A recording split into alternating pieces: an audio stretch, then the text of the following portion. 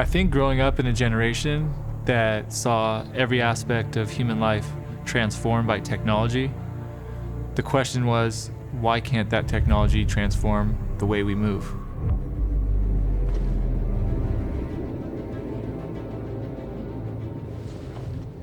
When I first got to the NBA, the idea of recovery was just starting to be implemented into training. There was this idea that an athlete could improve his or her performance by enhancing the way they recovered. The quicker your body recovers, or the faster you can recover, the more you can train, the harder you can train, the more you can get out of your body, and that idea was always very intriguing to me. The difference with me is that I've always wanted to push myself harder, and I was always looking for ways to help me push myself more. Whether it was technology, different training techniques, I always wanted to be on the forefront, doing things that no one else has ever done before so that I can create results that no one's ever done before. The idea of recovery was in such an early stage when I first came into the NBA, using technology and using different products to be able to implement recovery in a much easier way, in a much better way, a way that's sort of tailored for us. That was an idea that I was excited to embrace and excited to collaborate with. The idea of building a brand around recovery as opposed to training was a completely new idea at the time.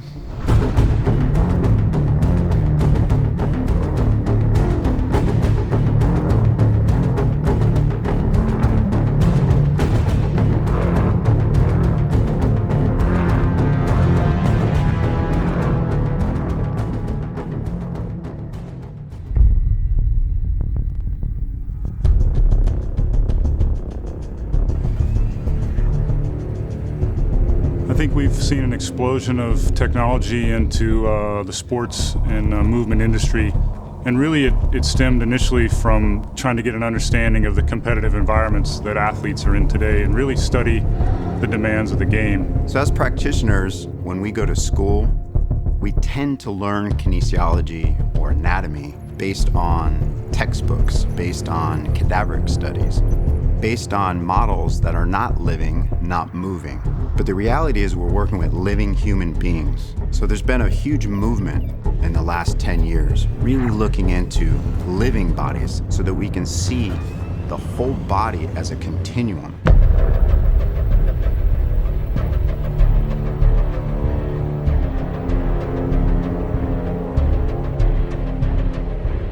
We started out developing wearable ice compression devices, and then we quickly pivoted into dynamic soft tissue devices that would help not only the recovery process, but the warm-up process as well. With the Viper, we were able to gain a whole new understanding of how these devices interface with the body's soft tissue and fluid. In a living human being, there's a high percentage of fluid. The key is to keep fluids moving through the body. Nothing in the human body is meant to stay still. And that really opened up our eyes to this idea that vibration and percussion could change the physiology of the body and change the way we move. That led us to experiment with developing a device that directly applied percussion to the body. And that became the Hypervolt.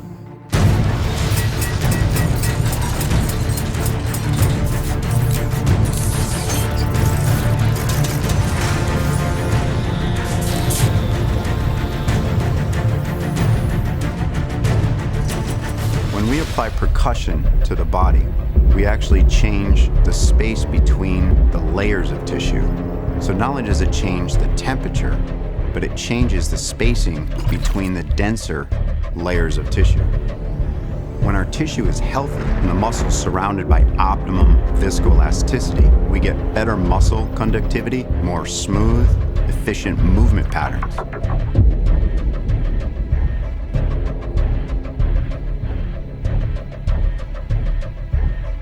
The truth is, the only way a tissue in the human body will change is with habit. This is why these devices are so powerful, because we can educate our athletes and our clients so they can do their own at-home hygiene. So we have hygiene for our dental structures. We should have hygiene for everywhere in the body.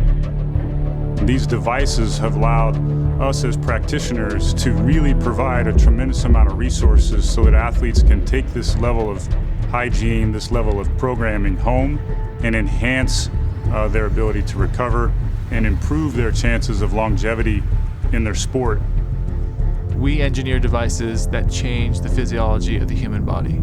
These changes result in dramatic differences in the way the body moves and the way the body feels.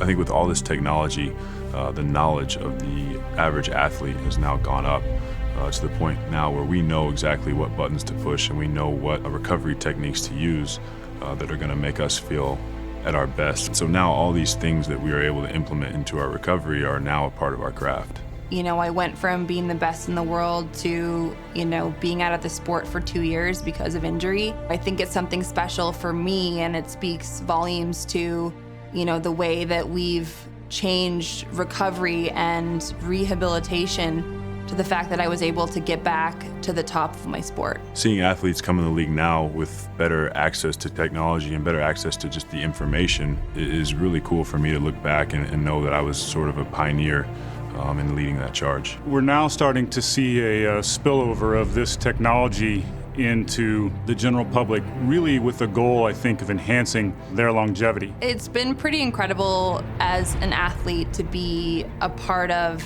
a systematic change in the way we approach recovery and training and using technology in a way that's never been used before. To see it evolve to where, I'm seeing the equipment that I tested and used in every gym that I go to across the country and across the globe is pretty special, to feel like we've started something. We sort of have a responsibility to be the driving force behind that, because the more we question, the more we ask for, I think the better technology is going to be.